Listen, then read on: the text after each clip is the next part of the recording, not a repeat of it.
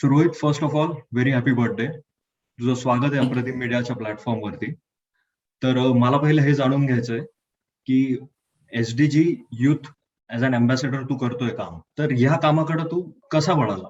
म्हणजे कुठला तो हुक होता की यू टर्न टुवर्ड दिस? अच्छा, बघा, सर्वप्रथम तर मी सकाळ मीडिया या प्लॅटफॉर्मला जोडलेलो. सकाळ इन म्हणून होतं, यंग इन्स्पिरेटर नेटवर्क. तर त्याच्यामध्ये सर्वप्रथम मी म्हणजे पहिली माझी सामाजिक म्हणजे कार्यामध्ये उतरण्याची वेळ जी होती ती सकाळ माध्यमाने मला दिलेली. आणि त्या माध्यमाच्या नुसार म्हणजे त्या माध्यमाच्या मदतीने मी जळगाव जिल्ह्यामध्ये असू द्या किंवा राज्यभरामध्ये असू द्या सामाजिक क्षेत्रामध्ये वळलो. आणि तेव्हापासून मीन्स एक इच्छा निर्माण झाली आतुरतेने काम करण्याची समाजासाठी. जसं की महाराष्ट्र स्टुडंट्स युनियन आहे, तर त्याच्या माध्यमातून मी राज्यभरातील विद्यार्थ्यांचे असंख्य प्रश्न असे सोडवलेले. 2019, 20, 2021 आणि 21-22 हे 3 सतत कालावधीमध्ये मी कार्य करत आहे.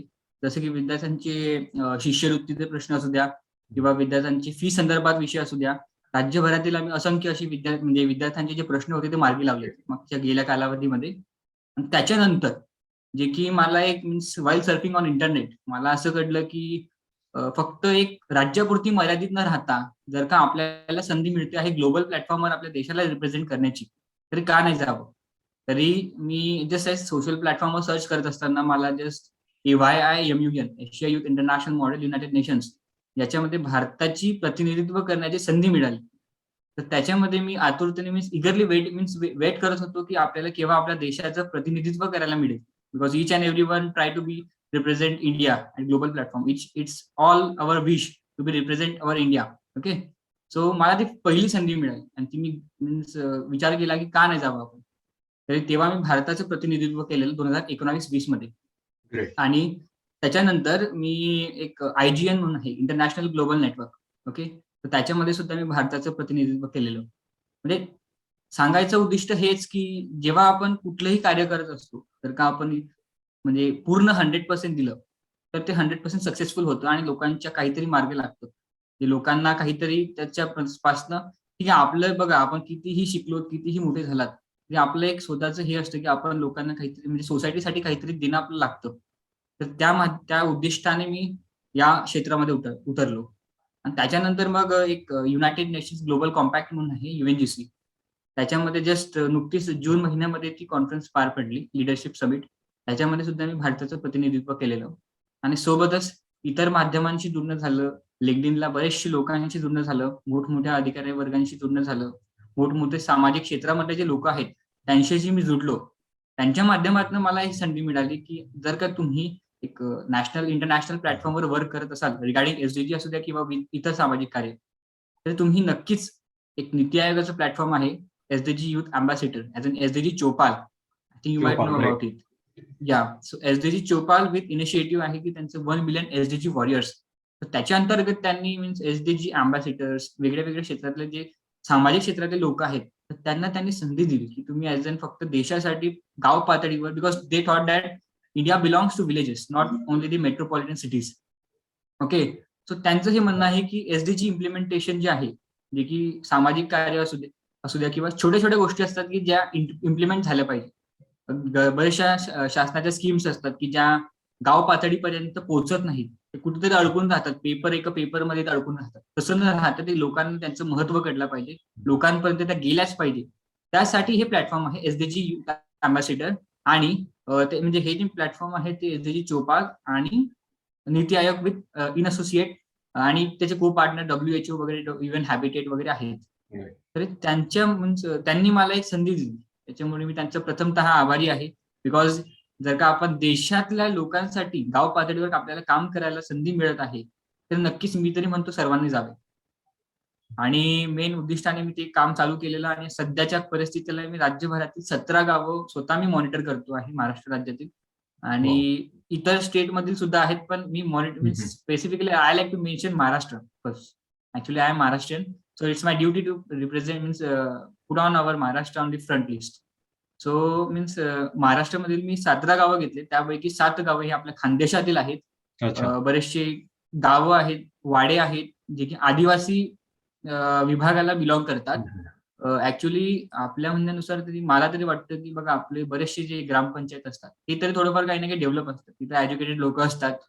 पण जे वाडे असतात म्हणजे आपण आदिवासी वाडे जे की आपल्या सातपुडा रेंजला आहेत, चोपड्या साईडला आणि नंदुरबार. आपल्याला माहिती असेलच ते खूप मागासवर्गीय आहेत, म्हणजे तिथले लोक जे हो. आहेत ते ग्रोन अप नाही झाले, त्यांना एज्युकेशन व्हॉट एवढं पण कळत नाही बरं अजून सध्या तरी. आपलं हेच काम आहे की जर का गावं ओके ठीक आहे, मेट्रोपॉलिटन सिटीज हे ग्रोन अप होत आहेत. ओके, खूप मोठ्या प्रमाणावर स्मार्ट सिटी भारतामध्ये येत आहेत.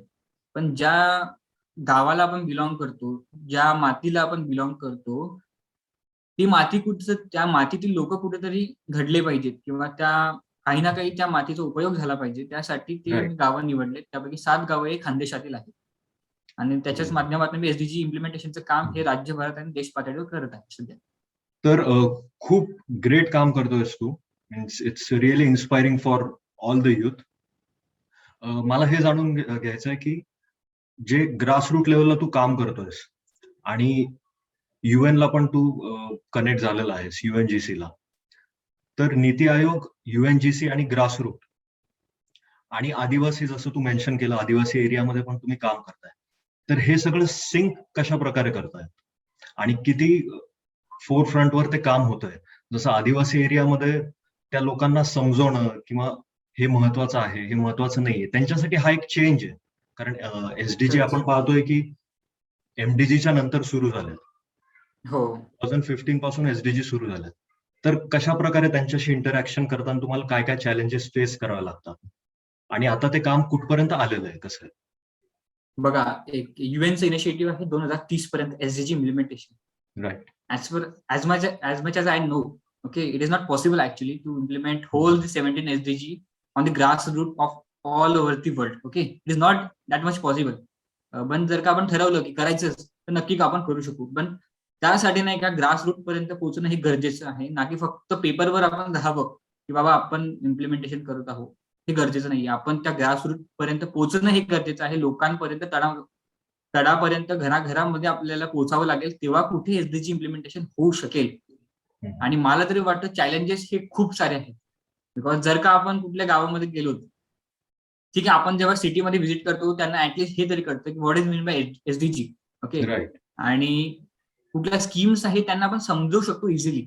ओके, जेव्हा आपण मेट्रोपॉलिटन सिटीमध्ये जातो तेव्हा. जेव्हा आपण कुठल्या गावामध्ये, कुठल्या वाड्या म्हणजे आदिवासी एरियामध्ये व्हिजिट करतो, तेव्हा इतके चॅलेंजेस असतात जे की त्यांना आपल्याला इव्हन इफ त्यांना एकदम नॉर्मल लँग्वेजमध्ये मराठी असू द्या किंवा एकदम त्यांना जसं समजेल त्या लँग्वेजमध्ये आपल्याला ते समजावं लागतं. बिकॉज त्यांना असं वाटतं की he is come here for his benefit. Okay. But actually we are means आपण तिथे जातो त्यांच्या बेनिफिटसाठी जातोच. आणि आपलं हेच उद्दिष्ट असतं की तिथले जे विद्यार्थी आहेत, जे की आदिवासी एरियाला बिलॉंग करतात, ते घडले पाहिजेत, देशाचे भविष्य बनले पाहिजे पुढे जाऊन. तरी त्यासाठी चॅलेंजेस इतके असतात की त्यांना आपल्याला पहिला मुद्दा तर त्यांना ईच अँड एव्हरी गोष्ट लिटल बिट छोट्या-छोट्या उद्दिष्टाने त्यांना समजावे लागतात, पहिला मुद्दा. दुसरा मुद्दा असा की तेथील जे खासदार आहेत किंवा जे काही गव्हर्नमेंट सर्व्हंट आहेत, तहसीलदार असू द्या किंवा नायब तहसीलदार असू द्या किंवा कलेक्टर असू द्या, त्यांच्यापर्यंत त्या गावाची माहिती पोहोचत नाही प्रॉपरली. बिकॉज कसं आहे की जे गव्हर्नमेंट सिस्टम आहे त्याच्यामध्ये खूप लूप होल्स आहेत. ओके. तर राइट. आमचं काम हेच आहे की त्या गोष्टी गावागावामध्ये जे घडत आहेत किंवा नाही घडत आहेत, त्या अधिकारी वर्गापर्यंत पोहोचवणे आणि त्यांच्या माध्यमातून अधिकारी वर्गाच्या माध्यमातून त्या गावामध्ये ईच अँड एव्हरी गोष्ट इम्प्लिमेंट करणे, हेच मोठं काम आहे आणि त्याच्यामध्ये खूपच चॅलेंजेस फेस करावे लागतात. काही स्पेसिफिक सांगू शकशील चॅलेंजेस?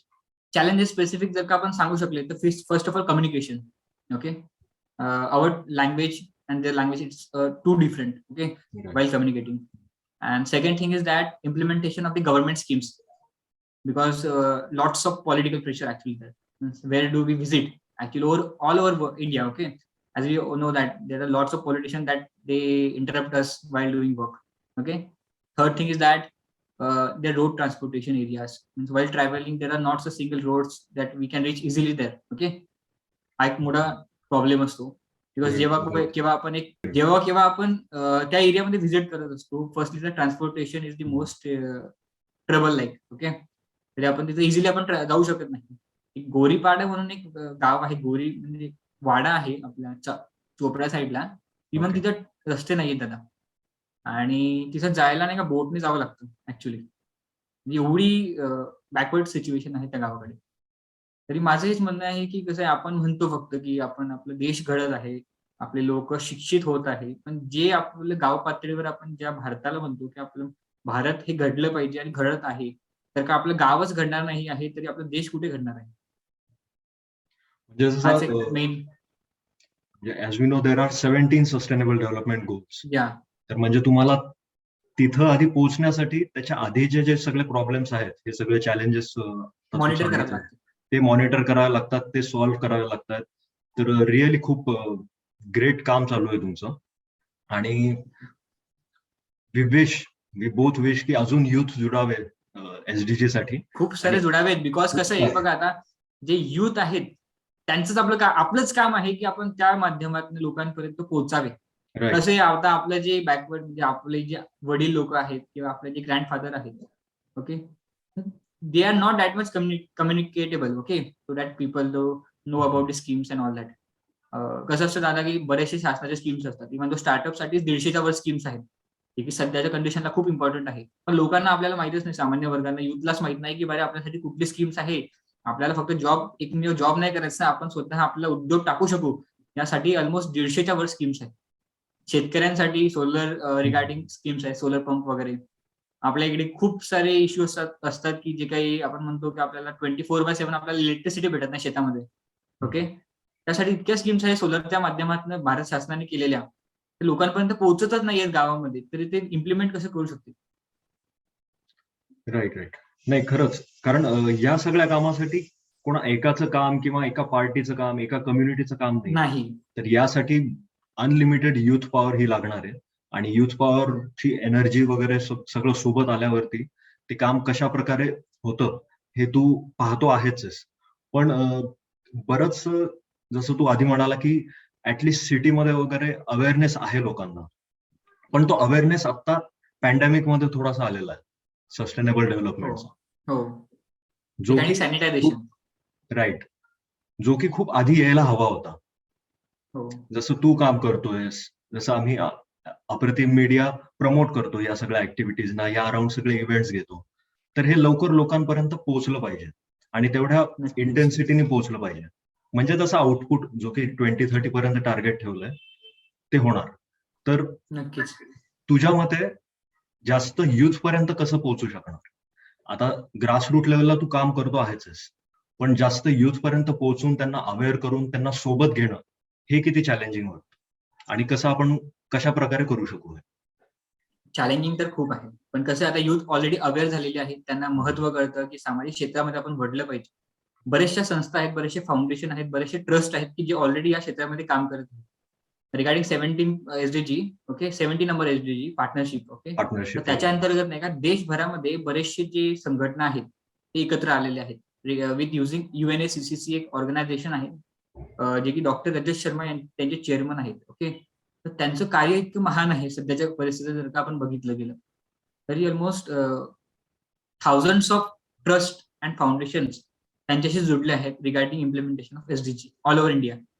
आणि जळगाव असू द्या किंवा महाराष्ट्रभरातीलच त्यात हजारो फाउंडेशन आहेत की जे जुडले आहेत त्यांच्यासाठी, त्यांच्या ऑर्गनायझेशनशी, त्यांच्या point of view regarding SDG implementation. तरी याच्या अंतर्गत कसं आहे की युथ हे ऑटोमॅटिकली जुडतं. आपण जर का, मी स्वतः ठरवलं की मला कुठलं काम करायचं आहे, सर्वप्रथम तर आपण मी एकटं काम नाही करू शकत कधीच. आपल्याला एक संघटना हवी असते किंवा एक ग्रुप हवा असतो की ज्याच्या माध्यमातून आपण कुठलंही काम असू द्या ते आपण करू शकतो. एकटं कोणीच करू शकत नाही. तरी मला जर का म्हणायचं असलं तरी मी कुठल्या संघटनेला जोडेल, ती संघटना ऑलरेडी मीन्स UN हॅबिटेट असू द्या किंवा नीती आयोग असू द्या, दर्पण अंतर्गत असू द्या किंवा बरेचसे मीन्स संघटना आहेत, जसं एसडीजी चौपाल, नागरिक फाउंडेशन, UNACCC, तर यांच्याशी जुडतं, ओके. त्यांचं MOU फॉर्म होतं आणि त्याच्या माध्यमातून ही टोटल जी युथ आहे ते एकत्र येतात, ओके. एकटा कोणीही काम करू शकणार नाही, तरी त्यांना एकत्र यावंच लागतं. आणि याच्या माध्यमातून असंख्य असे प्रॉब्लेम असे असतात की आपण जर का त्यांना, मेन तर बेरोजगारी आपल्या देशामध्ये सगळ्यात मोठा मुद्दा आहे, ओके. जर का आपण त्यांना सांगायला गेला की आपल्याला सामाजिक क्षेत्रामध्ये काम करायचं आहे, पहिला मुद्दा तर ते बोलतील आपल्याला की आम्हाला काय भेटेल, बिकॉज इतक्या मोठ्या प्रमाणावर बेरोजगारी आहे. तरी बरेचसे असे संस्था आहेत की जे पे सुद्धा करतात, ओके, जे युथ असतात त्यांना पे सुद्धा करतात with using the CSR fund वगैरे असतो, तर ते इम्प्लिमेंटेशन सुद्धा करत असतात आणि पे सुद्धा करत असतात त्यांच्या इंटर्न्सला. तर हे एक मला वाटतं की याच्या माध्यमातून आपण म्हणजे फाउंडेशनच्या माध्यमातून आपण लोकांना गावागावामध्ये युथ पर्यंत आपण पोहोचू शकाल. बिकॉज जर का मी स्वतः ठरवलं की मला गावातल्या लोकांना भेटायचं आहे, असे लाखो गावं आहेत. मी तरी माझ्याकडनं तरी एकट्याकडनं पॉसिबल नाही होणार की आपण प्रत्येक गावामध्ये व्हिजिट करावं आणि ईच अँड एव्हरी युथला आपण भेटावं. तर या फाउंडेशनच्या माध्यमातून आपण लोकांपर्यंत प्रत्येक गावातील युथ पर्यंत आपण पोहोचू शकतो. राईट. अगदी बरोबर बोललायस तू. मला थोडंसं तुझ्या आता तू 2019-20 पासून सुरू केलं असं म्हणतोय. तर तुझा एक्सपिरियन्स कसा होता ग्लोबल प्लॅटफॉर्मवरती आणि आपल्या लोकल प्लॅटफॉर्मवरती?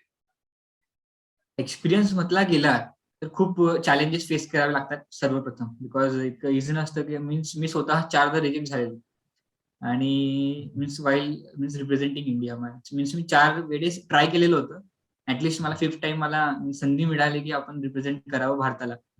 आणि सर्वप्रथम तर मी वाईल इंजिनिअरिंग, मी सध्या आता इंजिनिअरिंग लास्ट इयरला आहे आणि while taking engineering means while pursuing engineering मी सेकंड इयरला असताना मला या गोष्टीची आवड निर्माण झाली कॉलेजला असताना, की मी स्वतः खूप सारे प्रॉब्लेम फेस केलेले. पहिला मुद्दा तरी, की मीन्स शाळेत कॉलेजचे जे मुद्दे असतात त्याच्यामध्ये आपल्याला खूप साऱ्या अडचणी सामोरे जावे लागत असते.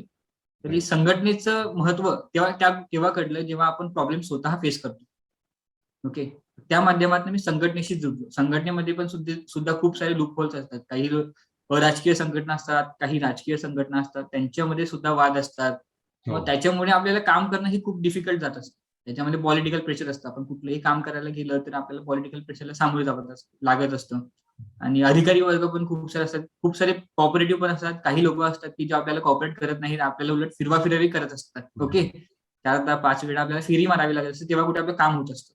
तर तेव्हा आपल्याला मला ह्या गोष्टीची खंत वाटलं, की जर का आपण स्वतः या गोष्टीमध्ये म्हणजे आपल्यालाच जर का असे प्रॉब्लेम फेस करावे लागत असतील, तर का आपण या क्षेत्रामध्ये उतरून नये आणि लोकांसाठी काम करू नये. बिकॉज आपल्याला आवड आहे, आपल्यामध्ये लिडरशिप स्किल्स आहेत. आपण नक्की या क्षेत्रामध्ये उतरावे आणि लोकांसाठी, विद्यार्थ्यांसाठी काम करावे. ग्रेट. तर आता मूव्हिंग फॉरवर्ड जर आत्ता करंट तुझं जे काम चालू आहे, त्याचं मोडस ऑपरंडी थोडंसं सांगू शकशील का? Means regarding SDG implementation. Yes. Okay. बघा माझं तरी मेन मोटिव्ह असं आहे, की लोकांपर्यंत जर का आपल्या गाव पातळीवर स्कीम्स कढल्यात. बऱ्याचशा स्कीम्स असतात. एज्युकेशनसाठी ऑलमोस्ट थाउजंड्स ऑफ स्कीम्स आहेत. शेतकऱ्यांसाठी स्कीम्स आहेत. अनएम्प्लॉईड लोकांसाठी स्कीम्स आहेत. स्टार्टअपसाठी स्कीम्स आहेत. गाव पातळीवर ग्रामपंचायतसाठी ऑलमोस्ट क्रोर्स ऑफ निधी येतो, पण तो इम्प्लिमेंट होत नाही. ओके. तरी माझं स्वतःचं काम तुम्हाला सांगू इच्छितो, की माझं हेच काम आहे, की जे शासनाच्या स्कीम्स असतात, त्या विद्यार्थ्यांपर्यंत आणि शेतकऱ्यांपर्यंत गावागावामध्ये पोहोचल्या पाहिजे. जेणेकरून गावाचा विकास होईल. फक्त तो काही जो निधी असतो, तो की खासदार निधी असू द्या किंवा आमदार निधी असू द्या किंवा शासनाचे जे स्कीम्स असतात, ओके, रुअर्बनचा निधी असू द्या. तर हे कुठं असतं, की हे अडकून असतं मोस्टली. बऱ्याचशा गावांमध्ये आपण असतो, की तिथे इम्प्लिमेंटेशन होत नाही. ऑन पेपर फक्त दाखवलं जातं, की ते तुमची कामं होत आहेत. हे कामं झालेत, हे कामं नाही झालेत. हे आपल्याला ऑन पेपर दिसतं. पण ऑन फील्ड आपण जेव्हा व्हिजिट करतो, तेव्हा अक्षरशः तिथं काहीच नसतं. तर माझं हेच काम आहे, की यांचा रिपोर्ट जनरेट करणे. जे लोकं काम करत नाहीत, त्यांचं डाटाबेस क्रिएट करून वर पाठवणे. जेणेकरून त्या संबंधित काही ना काही कारवाई होऊन तो विषय जो असतो तो मार्गी लागेल आणि लोकांना या गोष्टीचा फायदा भेटेल. आणि दुसरा मुद्दा असा की बरेचसे विद्यार्थ्यांसाठी स्कीम्स असतात. स्कॉलरशिपच्या स्कीम्स आहेत. आता जर का आपण सध्याच्या परिस्थितीला बघायला गेले, ज्यांचे वडील पाल्य जे आहेत, कोरोनामुळे मृत्यू पावलेत. त्यांच्यासाठी AICTचे स्कीम्स आहेत, भारत शासनाचे स्कीम्स आहेत, बरेचसे स्कॉलरशिप महाराष्ट्र शासनाच्या स्कीम्स आहेत. पण हे कसं आहे की महाराष्ट्र राज्यामध्ये मी जे स्वतः ऑब्झर्व्ह केलेलं, बरेचसे महाविद्यालय असतात की जे विद्यार्थ्यांना ट्रबलही त्यांना अडकवत असतात खूप सारे. की जे त्यांना स्कीम्स त्यांना उलट म्हणजे त्यांना सांगतात की हे स्कीम्स तुमच्यासाठी नाहीये. किंवा त्यांचं काम असतं की त्यांना सांगावे की ह्या स्कीम्स तुमच्यासाठी आहेत. पण ते तसं करत नाहीत. ते ऑलमोस्ट विद्यार्थ्यांना फिरवा-फिरवी करत असतात. तर याच्यामध्ये खूप सारे विद्यार्थ्यांना प्रॉब्लेम फेस करावे लागतात. आणि जर का आपण गाव पातळीवर गेले, हा तर एक विद्यार्थ्यांचा विषय झाला आणि गाव पातळीवर जर का गेले तरी ऑलमोस्ट बऱ्याचशा लोकांना कसं की जे बेरोजगार आहेत, त्यांना सुद्धा आवड असते की आपण काही ना काही स्टार्टअप करावे. स्टार्टअप स्कीम्स अंतर्गत ऑलमोस्ट 150च्या वर स्कीम्स आहेत. वेगळ्या-वेगळ्या क्षेत्रासाठी स्कीम्स आहेत. तुम्ही ज्या क्षेत्रामध्ये काम कराल त्यासाठी क्षेत्रासाठी स्कीम्स आहे ऑलरेडी. ओके. तर त्या लोकांपर्यंत, त्या विद्यार्थ्यांपर्यंत पोहोचावेत, हे आमचं उद्दिष्ट आहे. तर त्याच्याच माध्यमातून मी महाराष्ट्र राज्यातील 17 गावं घेतली आहेत. त्याच्यामध्ये ऑलमोस्ट 10 to 11 हे एकदम बॅकवर्ड एरिया आहे, बॅकवर्ड गावं आहेत की जी मी त्याच्यामध्ये घेतली आहेत, आणि 7 ते 8 अशी गावं आहेत की जे ऑलरेडी थोडंफार काही ना काही डेव्हलप आहेत. रुअर्बनच्या निधीतनं त्यांना काहीतरी त्यांना एक सपोर्ट भेटत आहे, ते ऑलरेडी ग्रोन अप होत आहेत. तर त्या माध्यमातून मी टोटल 17 गावं निवडली आहेत आणि त्याच्या माध्यमातून मी एसडीजी इम्प्लिमेंटेशनचं कार्य करत आहे सध्या. बरं. आणि हे 17 गावांचं काम तू जेव्हा सुरू केलं, पहिला दिवस आणि आजचा दिवस, तर ग्रोथ कशा प्रकारे चालली आहे? काय बघशील तू आणि काय इम्प्रुव्हमेंट होते? म्हणजे आपण प्रॉब्लेम आणि चॅलेंजेस तर पाहिले, ते ओव्हरकम कुठल्या लेव्हलपर्यंत झालेले आहेत? आणि किती लवकर अजून होतील? सध्याच्या परिस्थितीत जर का आपण बघायला गेले तर ओन्ली 25% इट इज जस्ट मी 4 महिने झाले त्या गोष्टी म्हणजे त्या गावांचं मॉनिटरिंग करत आहे. आणि ट्रबल शूटआउट जर का आपण बघायला गेलेत तरी खूप सारे ट्रबल येतात त्या गोष्टीसाठी, जर का आपण कुठली गोष्ट करण्यासाठी घेतली तरी. आणि जेव्हा मी स्टार्ट केलेलं ऑलमोस्ट त्या लोकांची हालत अशी होती की त्या लोकांना काही कळायचं नाही की काय चालू आहे सध्याच्या परिस्थितीत त्या गावामध्ये. फक्त जे काही मुखिया लोक असतात त्यांना माहिती असतं की काय करायचं असते, काय नाही करायचं असतं. ते लोकांपर्यंत काहीही पोहोचवत नाही. त्या मेन गोष्टी मला म्हणजे सगळ्यात पहिले तरी फेस आउट कराव्या लागल्या, की लोकांना त्या गोष्टींची माहिती करून देणे, की तुमच्यासाठी हे स्कीम अवेलेबल आहे. तुम्ही याचा लाभ घेऊ शकाल, कुठल्या पद्धतीने घेऊ शकाल. आणि सर्वप्रथम या गोष्टीमध्ये मी लक्ष दिलं ते ट्रान्सपोर्टेशनवर, रोड अँड ट्रान्सपोर्टेशन. सगळ्यात महत्वाची गोष्ट तीच आहे सध्याच्या परिस्थितीला. जर का तुमच्या गावाचे रोडच चांगले नसतील, तुमच्या गावाला रिच आउटच होत नसतील लोकं, तरी इथपर्यंत जे सोयी-सुविधा आहेत किंवा जे काही शासनाच्या स्कीम्स आहेत किंवा काहीतरी असू द्या, ते इम्प्लिमेंटेशन असू द्या किंवा ते खूप डिफिकल्ट जातं. जर का तुमचं रोड चांगले नसले, ट्रान्सपोर्टेशन चांगलं नसलं आणि इलेक्ट्रिसिटी मेन विषय असतो. भारत शासनाचे स्कीम्स आहेत म्हणजे ऑलरेडी इम्प्लिमेंटेशन चालू आहे.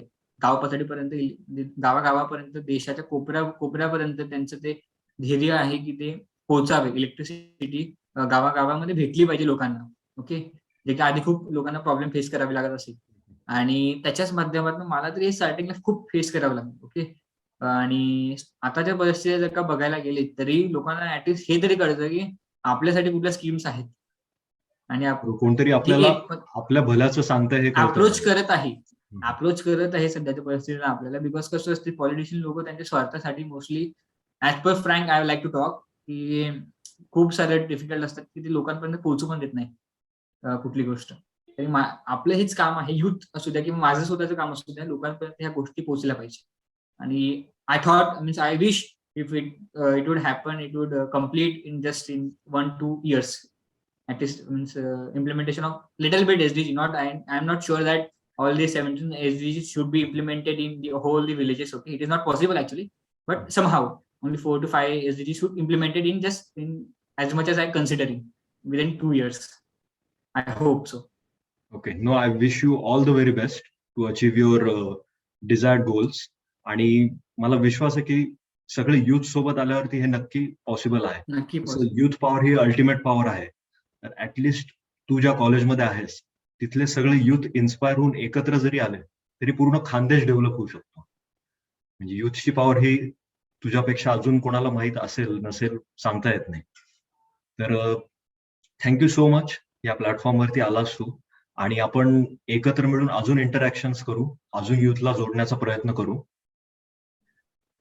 So finally, wish you a very happy birthday once again and best it's of luck. It's a pleasure to be here actually because it's my second interview with media. Yeah. So it's my actually pleasure to talking with you, sir. And I hope you will be definitely support us in future, any trouble and any type of situation. I will be there always with you. And I hope the SDG implementation in all over India should be completed as per the target of UN as well as Niti Aayog, that it should be completed within means up to 2030. Okay, right. I hope it will definitely complete because as per the social activists and all over the Indian are coming together to implement SDG at the ground level. So I hope it will be definitely completed up to 2030. Right. Also, it is my pleasure to have you here because we have been working from 20 years on this subject, sustainable development, and now the curiosity and awareness have gathered all the people. So it's really great to see the youths coming forward. आणि आपण नक्की अजून interactions करूया. Thank you so much. Thank you.